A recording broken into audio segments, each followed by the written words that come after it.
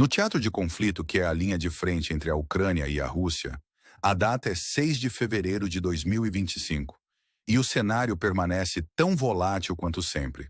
Com as tensões em curso entre as forças russas e ucranianas, o foco de hoje recai sobre a seção sul de Donetsk, onde atividades recentes sinalizam uma mudança na dinâmica desta luta prolongada.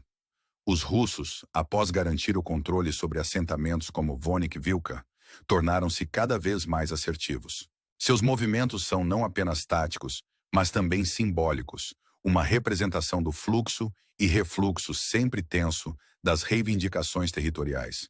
Nas últimas 24 horas, as tropas russas fizeram avanços significativos ao sul de Novossilka, garantindo terreno aberto e até áreas florestais ao norte de Rivnopil. A estratégia envolve ajustar as linhas de frente, avançando das zonas cinzentas para aquelas pintadas de vermelho pelo conflito. Isso não é apenas uma escaramuça, é um avanço calculado que remodela o campo de batalha e adiciona mais uma camada ao complexo quebra-cabeça geopolítico. Do outro lado de Mokry, os russos alcançaram um marco reconhecido até pelo lado ucraniano, avançando em seções de estrada a oeste de Rozdone. A 40ª Brigada de Infantaria da Marinha Russa tem sido fundamental nesses avanços, capturando sistemas de posicionamento estratégico e garantindo trechos de floresta a sudoeste de Rozdone. Seu progresso, estendendo-se até 1,2 quilômetros na direção oeste, demonstra a intenção de manter e expandir sua influência. Isso não é apenas sobre ganhar terreno, é sobre demonstrar proeza militar e previsão estratégica. Os ajustes nas linhas de frente refletem uma mudança da incerteza cinza para as zonas vermelhas de controle contestado, um testemunho da natureza implacável deste conflito. À medida que a poeira assenta em VKA Novossilka, espera-se que o exército russo continue suas manobras ofensivas em ambos os lados do rio Mokry. Seu alvo final continua sendo o rio Vorfcher, uma característica geográfica-chave que marca a fronteira administrativa entre Donetsk e Dnipropetrovsk. Enquanto isso, em Suchialos, as tropas russas cruzaram estrategicamente um pequeno cânion, fortalecendo suas posições mesmo sob bombardeios ucranianos, expandindo ainda mais suas zonas de controle. Mesmo diante da resistência ucraniana, os russos conseguiram ajustar sua frente, avançando com os esforços da 114ª Brigada perto de Andriivka. A expansão da brigada para as primeiras trincheiras, combinada com aquisições estratégicas de parcelas florestais, marca um avanço significativo. Apesar de estarem sob bombardeio ucraniano constante, as tropas russas persistem, mantendo-se firmes nas zonas cinzentas, um testemunho de sua determinação. A luta por Andriivka continua, com soldados russos agora se aproximando das ruínas nordeste da vila, e sua presença em vilarejos como o Daten fala de uma busca implacável por pontos estratégicos. No pano de fundo dessas manobras militares, as forças ucranianas permanecem vigilantes, com blogueiros militares destacando a chegada de novos reforços russos, sugerindo um aumento iminente de pressão sobre as posições ucranianas. O vilarejo de Baranevka, sudeste da estrada T-0504, viu as forças russas assegurarem até 800 metros de avanço ao norte, estabelecendo controle e ajustando perfis de frente das zonas cinzentas para vermelhas. Junto a esses desenvolvimentos, unidades russas visam capturar assentamentos como Selenipol, Darivka e Vodan, enquanto também tentam sobre Rissavka. À medida que as tensões continuam a escalar, os espectadores são incentivados a se manterem atualizados, assinando as atualizações e apoiando o canal. Essas ações aparentemente pequenas ajudam a alimentar o trabalho contínuo de trazer relatórios diários das linhas de frente. Os eventos em desenvolvimento nos lembram da complexidade e gravidade da situação, deixando-nos a ponderar sobre as implicações mais amplas desses movimentos militares em um conflito que não mostra sinais de abrandamento. À medida que continuamos a navegar pela intrincada teia do conflito entre a Ucrânia e a Rússia, a atenção se volta para a cabeça de ponte russa, no rio Moskil, ao norte de Kupiansk. As forças ucranianas enfrentam desafios significativos aqui, lutando para deter o avanço russo e conter a expansão da cabeça de ponte. As discussões anteriores sobre eliminar este ponto estratégico agora parecem distantes, à medida que as forças russas, particularmente o Sexto Exército, avançam. Nos últimos dias, eles conseguiram atravessar novamente o rio Denoskil, ao norte de Doritna, marcando um movimento estratégico-chave que remodelou o cenário local. A pequena vila de Novomulinsk, um ponto focal de batalhas anteriores, mais uma vez se tornou um local de disputa. As tropas russas, tendo cruzado o rio inicialmente, enfrentaram resistência da 10ª Gebirgssturmbrigade ucraniana e da 3ª Brigada de Tanques, que temporariamente os empurraram de volta. No entanto, agora os relatórios confirmam uma renovada presença russa, com a 25ª Brigada do Exército desembarcando na margem oeste e restabelecendo o controle nas ruínas de Nomlinsk. Esta vila, emblemática do conflito mais amplo, mais uma vez cai sob a sombra das ambições do Sexto Exército Russo de expandir seu domínio.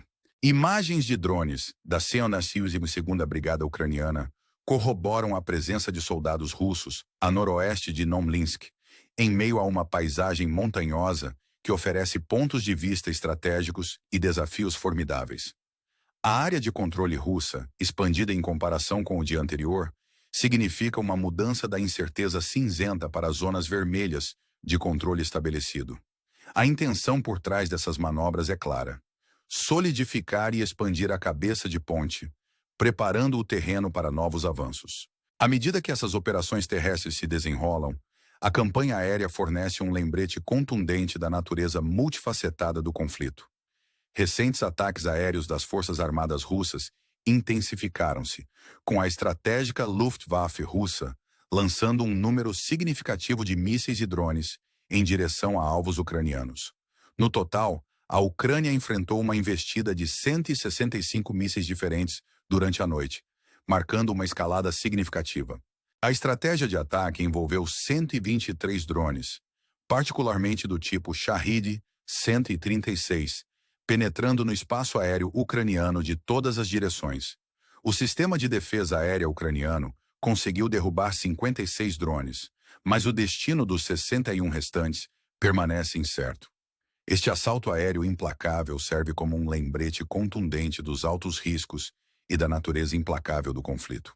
Os mísseis lançados de regiões como Voronezh e a Península da Crimeia incluíam 7 mísseis balísticos Iskander-M e mísseis H-59, guiados por ar adicionais. Esses ataques foram complementados por lançamentos do Mar Cáspio e do Mar Negro, com a Força Aérea Estratégica Russa utilizando bombardeiros Tupolev, implantando uma variedade de tipos de mísseis, incluindo o H-22 e o H-101. O Estado-Maior-Geral ucraniano permaneceu discreto sobre o número exato de mísseis interceptados, deixando o público especular sobre o verdadeiro impacto desses ataques. Na esteira desses ataques, cidades ucranianas como Pavlograd, na região de Dnipropetrovsk, enfrentaram apagões, provavelmente devido a ataques direcionados à infraestrutura energética. As cidades de Kharkiv e seus arredores, incluindo Chuhuiv e Balaklia, também sofreram com essas operações, com explosões resultando em feridos e mais interrupções na vida cotidiana. A cidade central de Balava experimentou um trágico impacto em um prédio residencial por um míssil H-22, levando a baixas e destacando o custo humano dessas táticas militares. À medida que a poeira assenta, continuam a surgir relatos sobre impactos adicionais na infraestrutura energética em regiões como Poltava, com apagões e ataques a complexos industriais militares, sublinhando ainda mais a natureza disseminada deste conflito. Continuando nossa exploração da frente ucraniana, a cidade de Zaporizhia recentemente resistiu a um dos ataques mais severos em memória recente. Quase 20 drones, acompanhados por vários mísseis, devastaram partes da cidade, afetando áreas residenciais e industriais. O resultado é um lembrete sombrio do impacto devastador da guerra sobre os civis, enquanto infraestrutura e lares carregam as cicatrizes do conflito. Da mesma forma em Kiev, Melitopol e na região de Sumy, explosões foram relatadas, embora detalhes específicos permaneçam escassos. Esses incidentes refletem a volatilidade e incerteza contínuas que definem o estado atual das coisas. A cidade de Odessa, uma joia cultural e histórica, também não foi poupada. Ataques recentes envolvendo mísseis balísticos Iskander tiveram como alvo o coração da cidade, impactando o centro histórico reconhecido como Patrimônio Mundial da Unesco. O Hotel Bristol, um símbolo da grandiosidade arquitetônica de Odessa, foi danificado no ataque. Fontes russas especularam sobre a presença de especialistas militares estrangeiros e diplomatas no hotel, embora essas alegações permaneçam não verificadas. Em meio a esses relatos, fontes ucranianas confirmaram feridos, mas retiveram mais detalhes, enfatizando a natureza complexa e frequentemente opaca da informação em tempos de guerra. Além do campo de batalha, esforços diplomáticos oferecem um vislumbre de esperança em meio ao caos. O recém-inaugurado presidente dos Iqnaarnois, Donald Trump, anunciou discussões em andamento com a Federação Russa com o objetivo de encerrar o conflito. Embora os detalhes permaneçam elusivos, Trump indicou que as negociações estão em andamento, com planos para uma reunião com a liderança russa no horizonte. Sua enviada, Katie McFarland, expressou otimismo de que uma resolução pode ser alcançada em meses, em vez de anos, sugerindo uma potencial mudança na abordagem internacional a esta crise duradoura.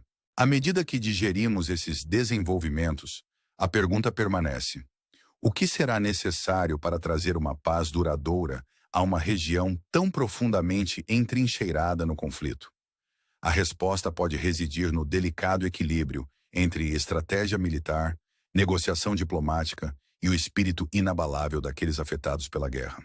Enquanto continuamos a monitorar a situação, convidamos você a se manter informado assinando nosso canal para as últimas atualizações. Seu apoio não apenas auxilia em nossos esforços para fornecer reportagens precisas, mas também honra a resiliência daqueles que vivem esses tempos desafiadores. Obrigado por se juntar a nós nessa jornada e até a próxima vez. Desejamos-lhe uma noite tranquila.